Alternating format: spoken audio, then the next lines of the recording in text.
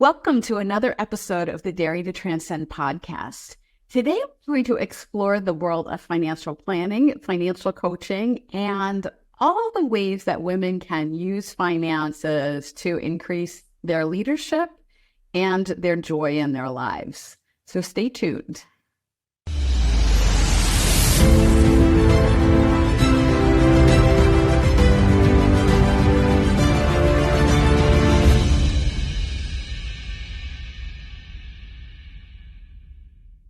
So today I'd like to welcome to the show Debra Morrison. Debra is the founder of Women Navigating Finances and the We Can Do It Women movement.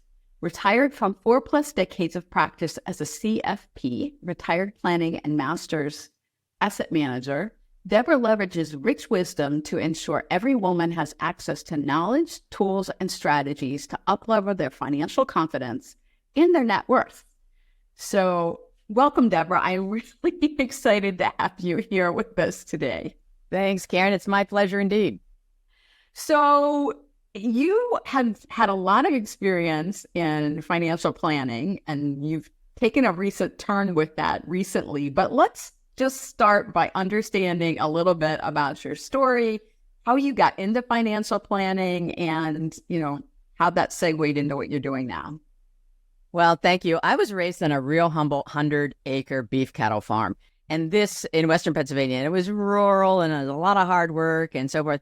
And I was given stock by my grandfather, as we all grandkids were, and they were certificates in the day. And his hands were trembling as he handed me the shares of stock. And he said, "Debbie, please don't sell these until you have to." And my grandfather was not an emotional man. And so I'm like looking at his hands, and I'm saying, there's something. This is a big deal. Yeah, that's not just paper. There's something to that, right? So I was like, okay, check, whatever. And I filed it and I saw it. And then my aunt, who was very sophisticated and cultured from New Jersey, came out to Western Pennsylvania, hauled us into New York City, and took us to the New York Stock Exchange. Oh, cool. And I was 8 years old, Karen. So my nose is pressed against the plexiglass, and I'm looking down at all those white men, throwing tickets, fist pumping, yelling, and tickets, paper tickets. They're wading through up to their calves. And I was just like mesmerized. I had never seen anything that robust and active and so forth. And I had to literally be pulled away. And I said to myself that day, I said, I'm probably not going to be like that, because I didn't see anybody that looked like me down there. But I said to myself, I'm going to be a part of that energy. And ever since, I've adopted this whole axiom and adjective, if you will, adverb of energy vis-a-vis our money.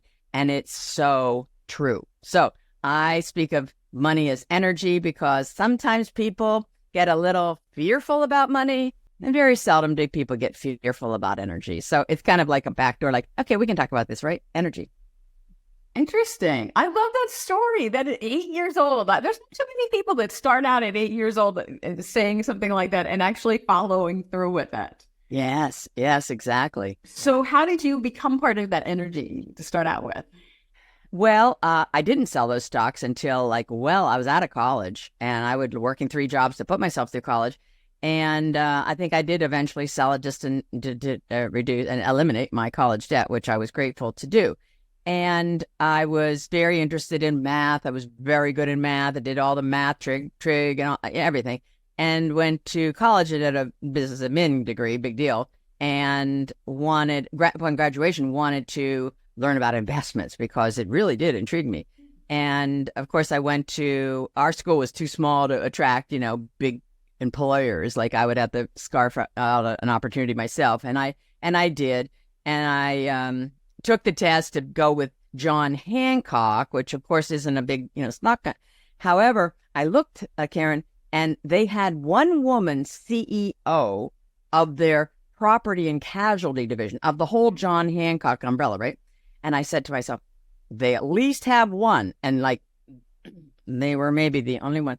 And so I tested with them. They deep sixed my test, lost it, whatever. And so I didn't get a response back. And I ended up then taking a position because I was president of my senior class. Well, we're walking the aisle, and everybody knew I'd been out with my 2 suits that I owned, only 2 suits, interviewing, because I was so proud. I thought, I'm going to have a job by the time I walk the aisle. I'm like, Deborah, what's your job? And I'm like, So I took this job. Imagine my personality as an underwriter. I applied as an underwriter. I know that's hey, but insurance. Yeah, hey, look, I spent my corporate career in insurance, right? I worked for AM Bus Company. I spent it in insurance. My father was in insurance. My grandmother was in insurance. Insurance is an important part of our overall financial system. And underwriters do play an important role. It's not the most exciting role, but it's an important one. Yes, exactly. Nah, not at all. So I didn't get accepted for that underwriter. And I was crestfallen. I was like, because they said that was a degree, right? And they said that I didn't have the right degree. I was like, seriously. So they offered me a claims examiner position. Well, now at this point, my pride is such that I'm taking this. So I walk into the company on the first day and I see this one guy and his desk is whistle clean. I mean, you could, eat a meal. It's just, it could shine, right? Not a file there. And then I see about 2 desks over this woman, and I'll never forget her. She had files around her head. You could hardly see the top of her head. She's like, just like a little prisoner inside of her wall of files. And I literally must have been there an hour, met people, got a little name badge or whatever, sat at my desk. And then I went over to her and I said, and I remember her name to this day, Anne. I said, Anne, how long have you been here? She said, 28 years. They're really proud, like 28 years. And I said, how many raises have you had? And she said, 4. Now, I go to the restroom. I need to comprehend this. 4 in 28 years, like 1 raise every 7 years. Yikes. So then I come out of the bathroom after a very long time of, contemplating what in the tarnation. And this guy who didn't have a file in his desk was promoted to underwriter. And the company rag came out and said, Joe Schmo was given the underwriter position and his degree was the same one mine was. Business admin, Bachelor of Science and BA. And I was like, either I file a sex discrimination suit after being in the corporate world a half a day, or I shake the dust from my sandals and I resign and I leave. And so I put in my resignation notice. It was about 1 p.m. And then I asked, this is how funny it was. I had received about an hour and a half of training. And I said, did you want me to work out, like a separation thing, like work a couple days before I just walked out, right? And they're like, no. So I walked out and I was immediately called by John Hancock. I said, oh my God, you scored off the charts. We definitely want to talk with you. So I went to work with John Hancock in sales, which was very fitting. And yet they relegated me to life insurance sales. They thought I would be out the door, Karen, in a couple of minutes, right? And I asked, just give me the wheres and the why-fors. I know a little bit, and they explained the intricacies of the product. And I said to myself, this product keeps families together, keeps businesses together in the most vulnerable of times, in a time of death and grief. And I believe in that. Promptly bought myself a couple policies, never sold anything I hadn't bought for myself. And I didn't have a dependent in the world, but I bought a $1 million policy. Yes, I did. And then I went selling life insurance. And I was the leader of the agency for 2 years, 21 years old and 22 years old, little white girl, carrying a towel to wipe the wet behind her ears and an attaché case in the other hand. Led the agency 2 years, walked into the corner office and said, boys, I will be learning investments now. Will I not? And they said, of course you will. So went right through. I didn't even do 6. Who needs 6? You go right through the 7. I blitzed through 7. I could sell stocks. I went into tax advantaged investments because I always knew that taxes played such an integral role, and then morphed right into financial planning. And just, it was definitely my career. I loved it. I loved seeing the light bulb go off for people. I loved when they got the necessary connection, Karen, of tax and investments and insurance and risk management and legacy planning and all of that. It's a big piece. And so many people get myopic about financial planning, and then they reduce it to, should I buy Tesla or Microsoft? Yeah. Well, yeah. No, that's so true, Deborah. I mean, the whole financial planning picture is so much more complicated than you see the ads on TV for, just buy a few stocks and, you're going to be the next Warren Buffett. Yeah. Right. But it's a lot more complicated, and it is really important. I love what you said about, life insurance being there to help people through that really challenging time in their lives. And that's such a cool story. I mean, I love that. And I love how you knocked the ball out of the park with the life insurance. And then you said, okay, I'm going to sell it. I'm going to learn and sell stocks now. Right. Yeah, exactly. Love that. It was so curious. I mean, we would, the sexism and everything. You might imagine the ageism. I mean, I'm 21 years old. And so a retired captain from the Navy was recruited into our office, and we shared an office, and I was training him. Now, so we go out and we're selling group insurance to companies, right? We're just cold calling. And I said to him, Jim, this is how it's going to happen. We would trade. I would do the pitch on this call, and then the next business he would do the pitch. We'd vice versa. And I said, this is how it's going to happen. I'll do the pitch. They'll look at you and answer. Then I'll respond, and they'll look at you and they'll answer. He says, oh, no, they won't. We got in the car after the first pitch. He goes, I couldn't believe it. I said, well, hello. So it's the recognizing, I think, to whatever extent we can, Karen, without being completely crushed by it. Because if I would have thought about the ramifications of a 21-year-old girl coming into an old white man's business of largely established money, I probably wouldn't have had the guts to dare to transcend that boundary, would I? And yet sometimes we get this urge to follow, and I wanted to follow my investment curiosity, and I did. And God be thanked, I think God and the angels just put in front of me enough that I could handle in chunks so that I did graduate into being an excellent financial advisor. I think women are very good because we listen well and we integrate. Our minds are contextualized minds largely, versus a male brain anatomically is more content. So women are context. How does this fit with that? I know you were sold this bevy of annuities and life insurance policies, but do they help you get to your goal? And she's like, I don't know. And I said, I don't know either, but we're going to find out. We're going to discard that which is just extra weight, and we're going to bring things into your portfolio that are going to help you get where you're going. And it is so common sense that I love it. And when I convince women, remind yourself, raise it upon, to bring this silo called money from their periphery right into their common sense wheelhouse. Light bulbs go off. Yeah, light bulbs go off. Easy peasy.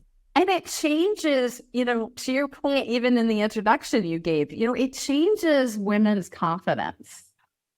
It really changes that way you look at yourself. Because, we hate to say this, right? But a lot of times we judge not only others, but ourselves by that net worth, right? By how accomplished we are financially.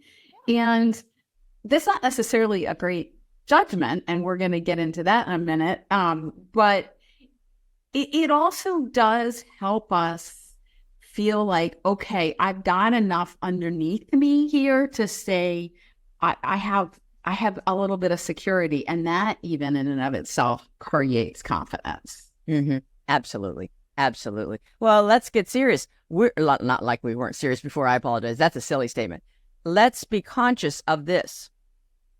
Whenever we're approaching something wholly new in life, now I'm going to quote my dear late friend, Dr. Susan Jeffers. She said in her book, Feel the Fear and Do It Anyway, whenever people are addressing something wholly new in their life, and despite the fear, they do it anyway, then we must conclude that fear is not the problem, rather how we hold the fear.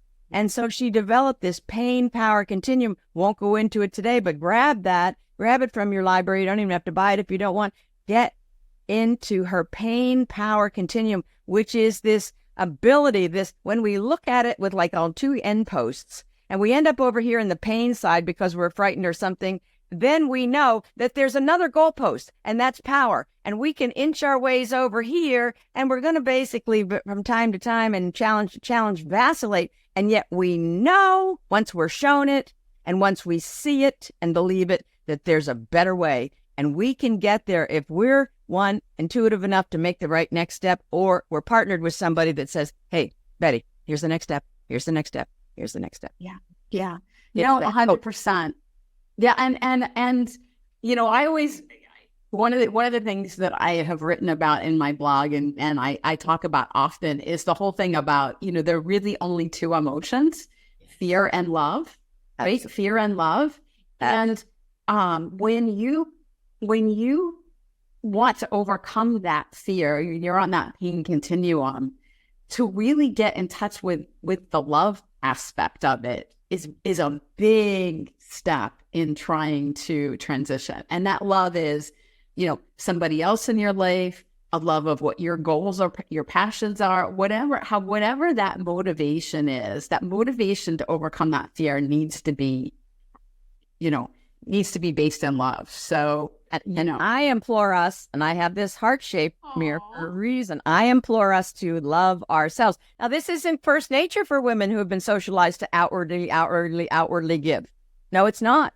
And so this is an opportunity, and I have this right on my desk, an opportunity to turn the focus in and come inside of ourselves. It's not power over. See, some women a little bristle like power. Oh, that's so white male. That's so patriarchal. Well, yes, it can be. And yet the power within, Oprah talks about this, Brene Brown, you know, rising, strong, and so forth. So this is getting in touch with our own power. You know, Karen, you have never gotten into an airplane where the pilot comes on, you're seated, the buckled up, pilot comes on and says, welcome, ladies and gentlemen, thanks for flying with us today. And should the plane lose oxygen, lose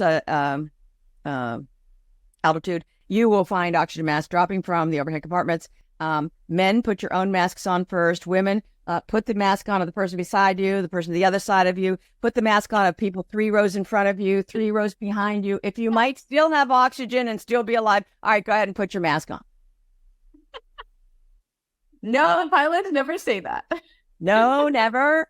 And yet, when I tell this story, people say, oh, right, I hear that all the time. Put your mask on first. And do we do it? We don't. We don't. No, we don't. Because to your point, we're socialized not to. And there's almost a stigma about it. Yes. Yes. Let's rephrase that. There has been a very steep stigma. Now, I'm fully in agreement. There still is in pockets and certain circumstances. I'm not oblivious. And yet I want a message. I want a language, the hopeful future. There has been a huge stigma. We are here to open up that lid of your head, pull out all that nonsense, put in good stuff. It's really empowering. And you know what happens, Karen? Women start to sit a little more erect in their chair. They lean forward and they say, let's get started. Yeah. And that's why I love to talk about women and risk taking. You know, that's one of my favorite topics to talk about. Anybody who has listened to the show before knows that, or read my stuff. You know, risk taking is what I'm all about, because I don't know that you know this, Deborah, but I used to be an aerobatic pilot, right? I know that. That's amazing. I used to turn airplanes upside down, but it's women are not socialized to take risks, and there's some biological impediments to us taking risks that we don't have to stop us, but that we need to be aware of. So I love what you're saying, that, and I agree with you. Things are changing. There are a lot fewer headwinds about women taking risks and taking care of themselves now than there were in the past. So I absolutely love that. So, hey, Karen, let's define risk. I'm not just interested in people just, you know, going up to the high dive and jumping in without protecting there's water in the pool, right? The point is there's something called calculated risks, which is also called in our business compensated risks, and uncompensated risks. Hey, to know the difference between these two can, you know, spare you so many skinned knees and probably lost capital and certainly energy and time. So we need to look at areas of finance and risk taking to your point, and you're transcending the daring to transcend. Amazing. Great. I am so much in and on board with that entire concept, because I want us to treat risk as we treat almost everything else, and that is with discernment. Yes, Is 100%. likely to be a compensated risk that's going to behoove me, because what we've been taught from the TV pundits, neck veins popping, the stock market is crashing. We've been taught as women one R word about the market, and that's risk. Yes. And we have not been taught return, the other R word, and they work hand in glove. Risk is the currency for the return, and the women miss the memo on the return. Hence, they invested in bonds, when that's why they're sinking instead of swimming in retirement, because the historic return of bonds over the last 80 plus years is half that of stocks. Imagine if they were given that memo and they had invested even half in stocks. Oh, 100%. And I look at it, you know, not being from the financial world, I look at it risk versus recklessness, right? Yeah. And I am not talking about being reckless. Yeah, we don't want to talk about being reckless. But let's go back to your story and how you transitioned. So you spent, you know, a lot of years being a certified financial planner, you know, doing all of the fiduciary responsibility stuff, all of that stuff. But a few years ago now, you made a shift. And so tell us about the shift, why you did it, and what the next chapter holds for you. Well, thank you so much. Yes, for 42 years, I was boots on the ground, a certified financial planner, doing asset management, retirement planning. My master's in retirement planning. So doing financial planning and then asset management. So it was completely exhilarating. I dealt with one generation and then their kids and their grandkids. I mean, that's how long I was around, right? And I found it to be amazing. And then I guess at some point, well, I had a very, very seasoned and trustworthy partner who was with me 4 years in the business, and she could finish my sentences. We were just completely congruent. And at one point, you know, we just had a discussion, and she said, you know, when you're ready to sell the business, I'm ready to buy it. And I was like, oh my God. I thought to myself, I didn't even thought about it, Beta. And then I thought to myself, I wonder what else is out there. And so we had 34 clients, 34. Now, I knew everything about them and their pets and whatnot and their charity, everything. And I said to myself, Self, you have now 42 years of wisdom, knowledge, book knowledge, and more apropos, practical wisdom. Yeah. Holding clients' hands at the death of their child, holding partners' hands when their partner becomes demented, protecting the money so that some shyster doesn't just rob them blind.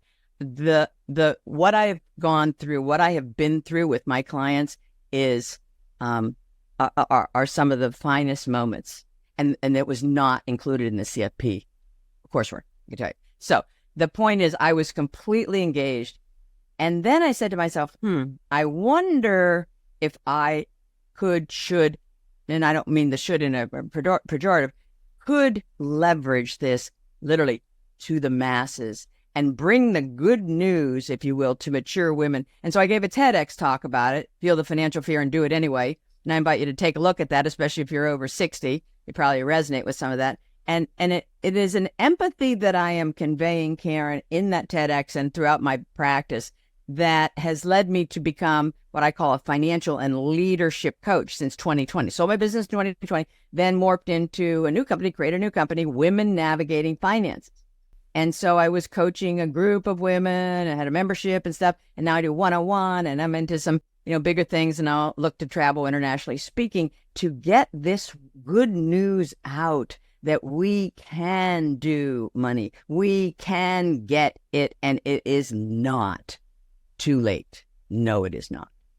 That is a really good point. I mean, because I think a lot of people think, well, I have gotten to a certain age, whatever that age is, whether it's 40 or 50 or 60 or 70, we all have different things in our heads, right? Yeah. That, once I get to that age, there's nothing I can do to fix my finances. There's nothing I can do to change my career. There's nothing I can do to reach my dreams. And okay, maybe if your dream is to, win an Olympic gold medal, might not happen at that point. But most of our other dreams, there's not an age limit on them, but yet we often put age limits on them like arbitrarily.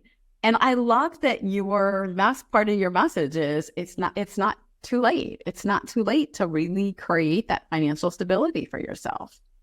It's not. And I understand the ambivalence and maybe the abject gripping fear that women in particular, given the socialization, have had around money. Some women have made a big misstep. They call it a mistake, right? And they've made a big misstep. And I call it step because step connotes that we're still moving. We can take another step. That's not a misstep. It's the step to get us back on the path. And so when women have made a misstep and they castigate themselves for it, then they're really frozen in that. And they can't, no one has come with the map and said, Joan, here's how we're going to get through that misstep, right? And I said, they came into my office and, literally, like probably 50% of the women came into my office as a planner and said, I made a horrible mistake. I said, okay. And I take my pen down. They said, in January 18th, 2000, I lost $3,000 in the stock market. I said, okay, January 18th, 2000, you lost $3,000 stock market. What else? Nothing else. That's it.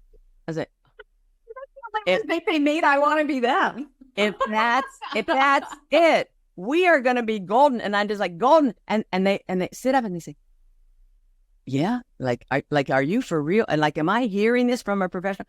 And so what I'm conveying to women at this point is two things. One, we want to let the perfectionism go. If Warren Buffett, with all of the assets around him, including intellectual minds, resources, can admit to $4 billion missteps, who are we to think we are going to not make a misstep? So let's expect it. Let's just bake it into the recipe. It's going to have to be in that oven for 50 minutes, right? If you pull that out from your recipe saying 50 minutes and 30 minutes, won't be a good result. Okay, so we're going to allow for ourselves to be on this continuous learning journey because guess what? What we knew and what I learned in 1974 is not applicable today. No, it's not. So we want to continue to be dynamic with our learning.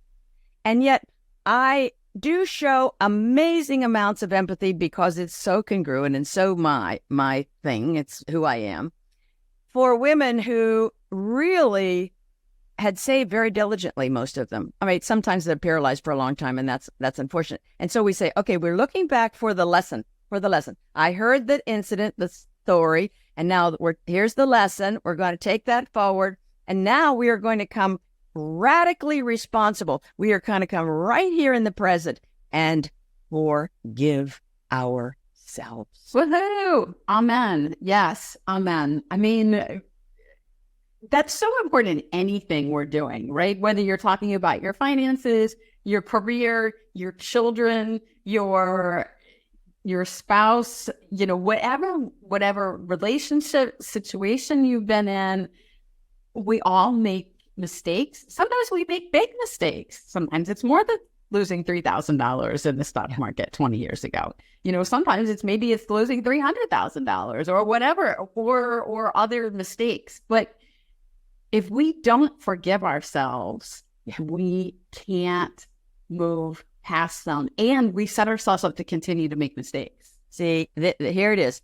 What we water and feed, now, raise at a farm, what you seed and fertilize and put rain and sunshine on will grow. Yes, it will. So if you say, I'm a loser, I'll never get this, what you say is probably true, right? It's going to happen. So instead, let's shed the shame, for sure. Shed the shame. And then let's imagine ourselves as a sprinter. And we put our hands out like that right on the start line. We're all going to see this in the Summer Olympics in a couple months. We put your hands out on the start bar, and they're wearing the skimpiest little shorts and the littlest penny, right? And some of us women come to the start of the sprint line called our future, planning for our future, with a hoodie, weight belt, ankle weights, carrying a whole big sack of crap behind it. A backpack that's filled so that all the zippers are completely broken. and we're going to run this race. No, we are not going to probably get out of the starting blocks. Yeah. So when I make an analogy like that, people go, oh yeah, I should probably drop that because it's probably not going to help me, right? And so we should probably drop some of those investments that someone sold us and get more investments that are absolutely congruent and which are suitable for what our goals are. So this notion of us discarding literally the notion and the belief that we can't do this, the longer we convey that to our mind. See, our conscious and our subconscious, they don't know the difference. I don't know the difference. And so when we use language that is affirmative and positive, then we're going to, our brain just goes out and finds other things that correlate with that. And I just looked at a Joe Dispenza presentation. Oh my God. He gave a video of when the brain is making connections, and it looked like little worms like that. And when the brain is making a connection, two worms that aren't anywhere near each other, they're little portions in our brain, which I'm technically calling worms, and they come together and they do this. And a new neural pathway.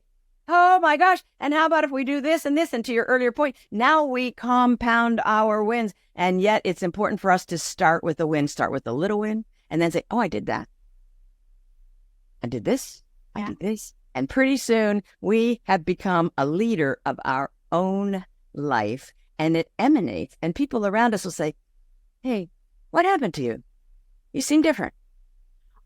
And you know, you're talking my language, because one of the tools that I use in my coaching practice with my clients is called positive intelligence. And positive intelligence is all about rewiring those neural pathways and disconnecting the ones that are going to the wrong place and making new ones that are going to the right place. And that is, and I mean, honestly, that has been life-changing just for me. I mean, even if I never used it with a single client, just using it for myself has made a huge difference.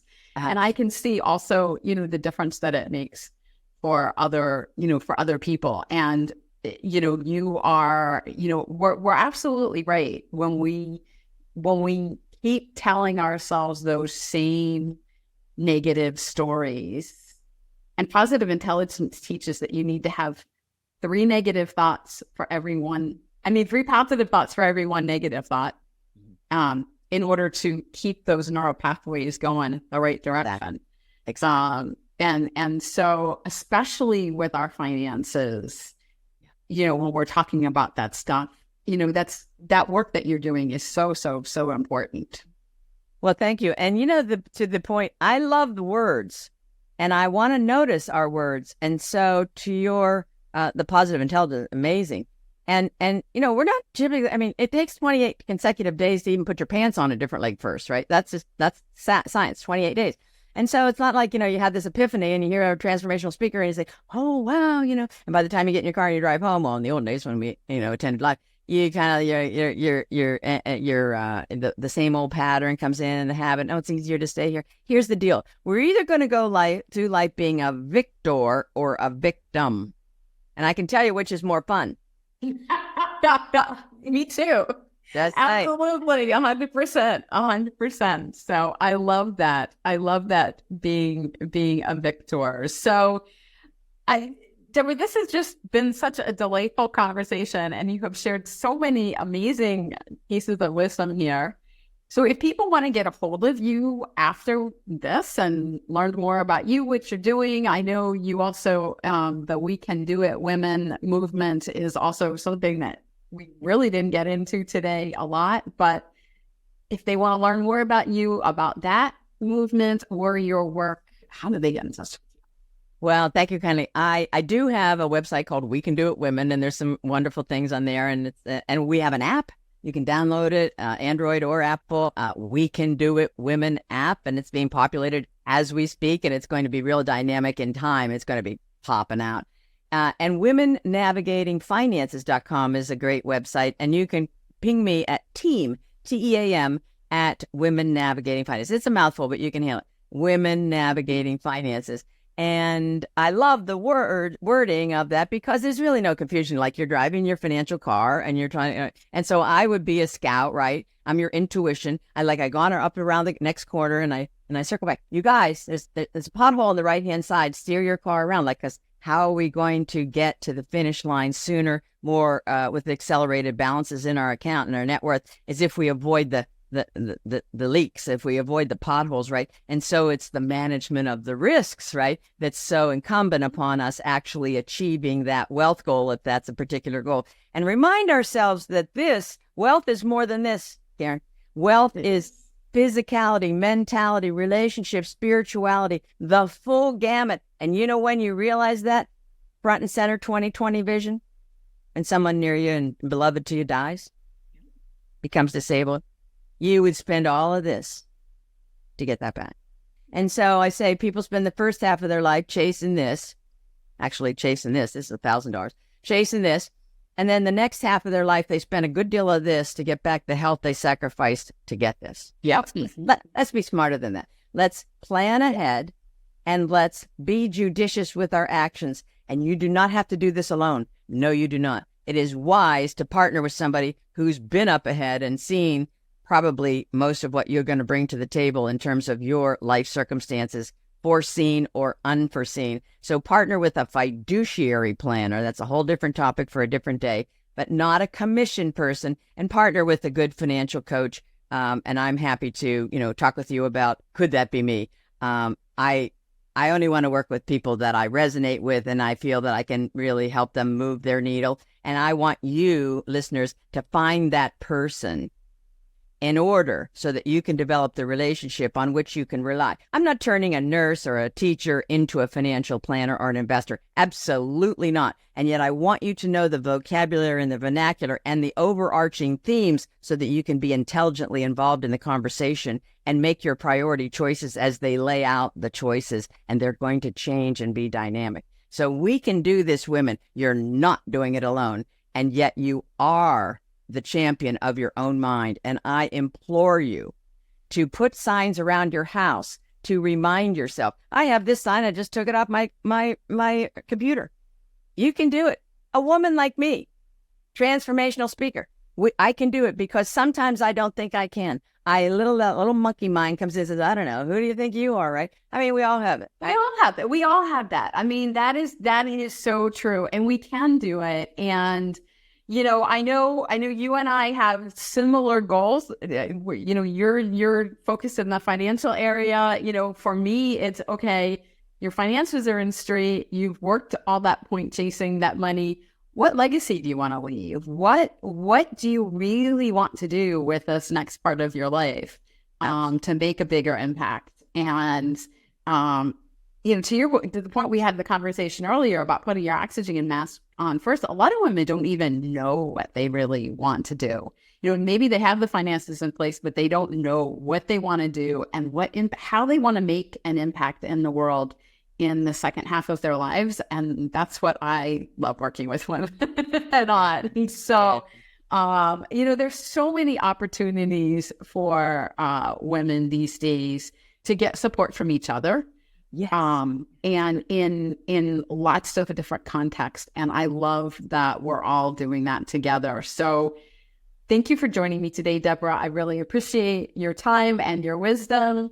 Thank you, viewers, for joining us today. I hope you learned a little bit about something different today than we usually talk about, but I'm really glad that we had the opportunity to have Deborah on the show. And if you would like to learn more about me, about positive intelligence, and about how to leave a better legacy for yourself and your future, please get in touch with me at Karen@daringtotranscend.com, or you can connect with me on LinkedIn.